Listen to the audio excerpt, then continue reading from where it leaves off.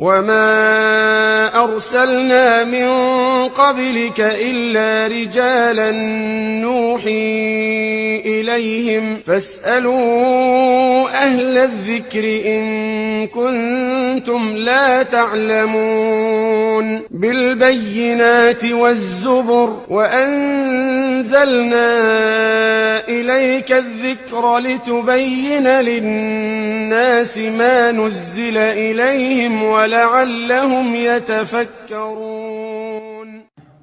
سؤال ugu horeysa ee caawa aynu ku bilaabaynaa waxay tahay saa'ilkani waa qof dumara waxay tiri sheekh ma akhriyi kara quraanka anigoon daahir ahayn waxaanay ka wada quraanka ma akhriyi kara mushafka mobilada ku jira ee mobilada lagu shubtay application-ka ah ma isticmaali kara oo ma ka akhriyi kara quraankii hadaanan daahir ahayn.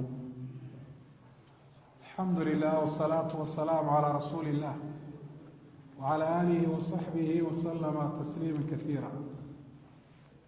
قفكم مركان ظاهر كاهي أما نغضو قفا ويسقبي أما نغضو قفا يميرش قوة جبتي ولي عن ميران سوى قفك الجنوب كاها من قبلي بيقى حيدكو كنعي ولي عن كميران كتابك القرآن كما تابن كرا وفظهارة ما يستيرن قبا أيوبا كتابك القرآن كما تابن كرا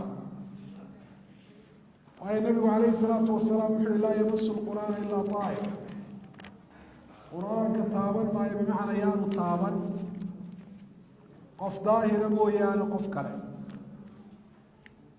فسوى حق تاب الشرع waxaana arinta noocaasi ay ku saabsan tahay meel kasta oo quraanka lagu qoro hadduu warqad ku qoran yahay iyo haddii quraanku ku qoran yahay loox iyo haddii uu moobil ku qoran yahay oo dusha uu soo yaalo uu muuqdo waa isku mid lama taaban karo quraanka haddaan la qabin dahaaro dhamaystiran xataa qofku haddaan weyse qabin ma taaban karo.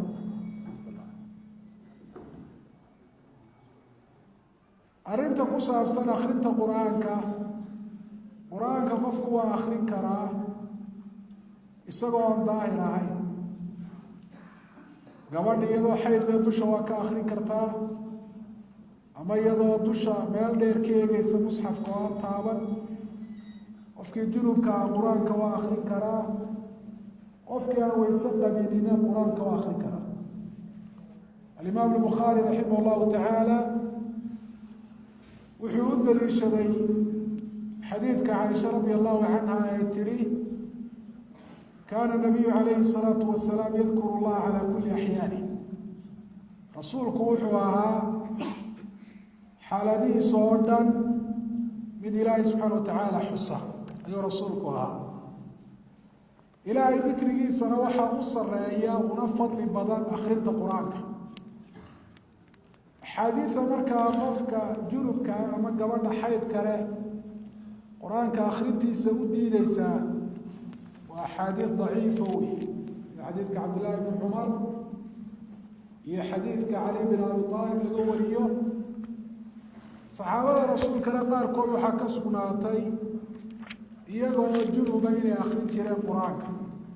waxaa ka mid ah cabdullahi bni cabaas radia allahu canhu kaana yaqra'u wirdahu min alqur'aani wa huwa junub. cabdullaahi bni cabaas qur-aan maalmeedkiisa qur-aanka ugu talagalay maalintii inuu akhristo waa akhrin jiray isagoo janaabo leh. marka waxaanu leenahay qur-aankii qofku waa akhrin karaa xaalad walba.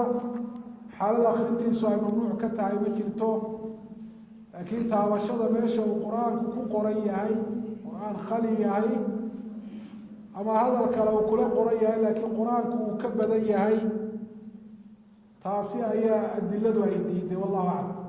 وتجنب اللفظين إن كليهما ومقال جهم عندنا سيان.